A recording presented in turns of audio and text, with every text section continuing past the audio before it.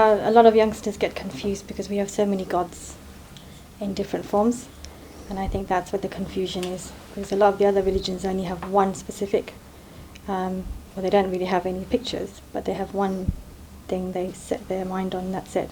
But we have so many, and I think that kind of confuses a lot of youngsters.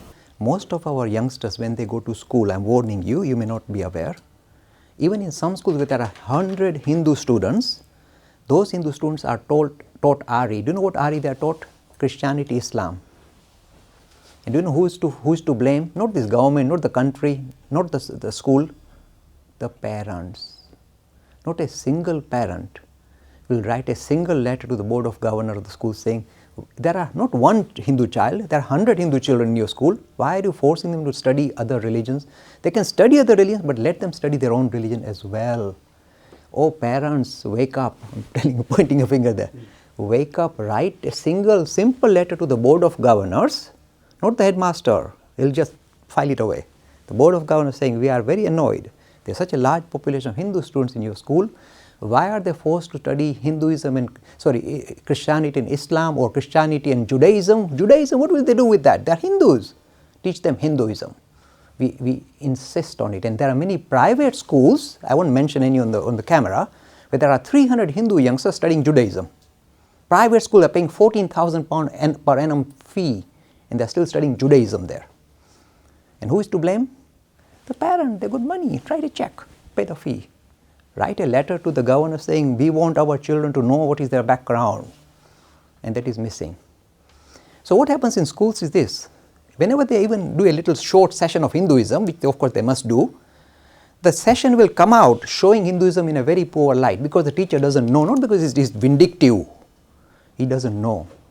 So the presentation of Hinduism that the youngster will get in your school will be very poor, in fact very demoralizing for the youth. Because immediately the teacher will say, Hinduism has got many gods. So everybody looks at the Hindu boy and says, oh dear, weird religion. And they have some gods which have got elephant head and monkey face. And the Hindu boy is shuddering already. They're all looking at me. They've got one simple looking straightforward chap called God, and we've got hundreds, and there's some with monkey face. And they're all staring at me saying, oh, weird chap, weird religion. He comes out demoralized, demolished, his integrity demolished, his love for his religion and culture demolished in 2 takes. So it is better that he's not taught Hinduism. I'm being so nasty. What is the resolution? And I've taught this in many schools, and this is what I do. See, when I do this postgraduate session at Oxford University, those youngsters are going to be the RE teachers in top schools. So they will go with the correct version of Hinduism into the schools. The books that we are marketing, they'll go there with under the armpit and say, we know now Hinduism. It makes a big difference. This is what we tell them. This religion, despite appearance, when you come to a temple, you see, Mother Goddess, Shiva, oh Ram, oh Krishna, oh Vishnu. You say, so many. Polytheism, many ultimate realities, many gods. It seems like it. The answer is this. Please learn this lovely word. We are not a polytheist religion. We are a pluralistic religion. Pluralistic. Not many gods. Many ways to think about God. So in same family, mommy will say, well, I like to think of God as Mother Goddess, Durga Ma, Bijunawai. The father said, no, I like Shiva. The boy said, no, I like Hanuman. Go for it.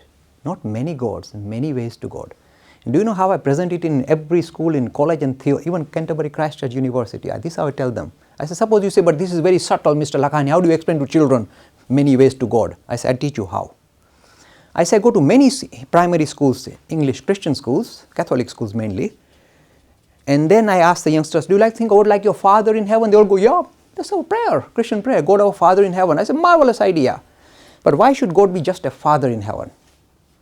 Suppose this little boy says, daddies are rough and tough. I like to think God like my mommy. Mommy in heaven. Mother Goddess with flowing hair, nice and cuddly. Why can't I think of God like my mother in heaven? So we never thought like that. Oh yes, you better start thinking like that. That's called pluralism. You can relate to the idea of ultimate reality in a variety of different forms, because we are all different and we have different angles to this issue. So be it. This is glorifying, justifying, this idea of concept of spirituality approached in a variety of different ways Not many gods, many ways to God. Pluralism is nectar-like word, most powerful, most dramatic word that comes straight out of Hinduism.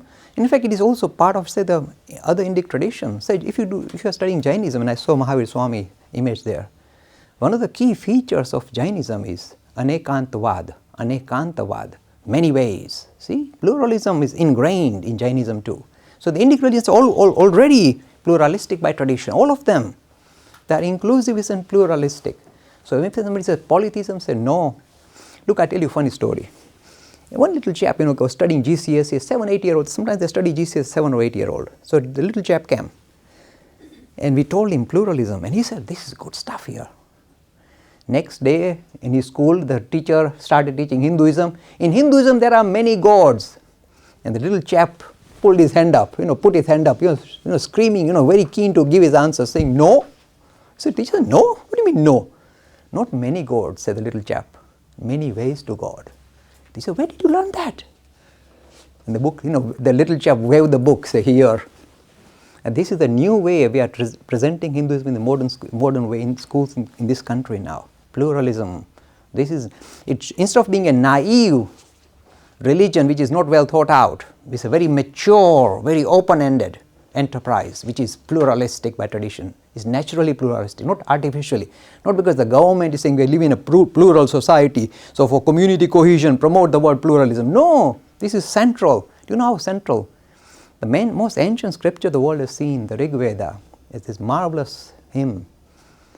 It says, in the hymn, it says, there's a nice verse saying, Ekam asatta vipra bahuda vadanti. The ultimate can be thought of and approached in a variety of different ways. Recognize that.